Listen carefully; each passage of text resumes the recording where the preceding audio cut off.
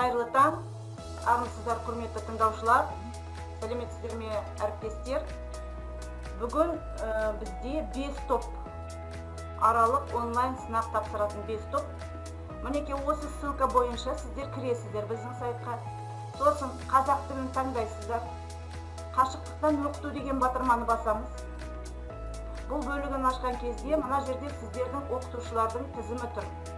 Әркім өзінің тобының оқытушысын тауып алады. Оның электрондық почталар жазылған және WhatsApp топтары жазылған.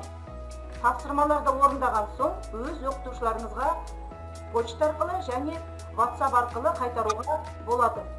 Енді оның төменгі жағында сабақ және онлайн аралық сынақ 2020-21 жыл деп жазылып тұр. Осы батырмаға басамыз. Аралық сынаққа өткен кезде мінекей деңгеймен тапсырмалар берілген.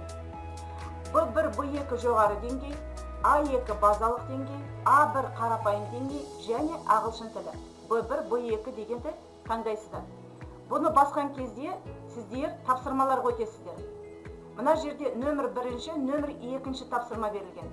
Бірінші тапсырма Word документ дегенді ашқан кезде ол сіздерге жүктеледі. Мінекей төменгі жаққа жүктеледі. Word документтің ішінде лексика, грамматика бойынша 35 тапсырма берілген. Келесі бөліміне өтесіздер. Ол оқылым. Оқылымда 4 мәтін беріледі. Қайтып келейік, мінекей 2 тапсырма. 2 деп тұрған бұл аудио жазылым. Жазылым мәтіні. Мәтінді тыңдай отырып, жазба жұмысын орындаймыз. Диктант. Егер сіздерге бірдеңе түсініксіз болып жатса, орындау бойынша өздеріңіздің оқытушыларыңызға байланысқа шығып, сұрап, анықтап алуларыңызға болады. Сәттілік тілеймін, сау болыңыздар. Рахмет байланысқа шыққандарыңызға.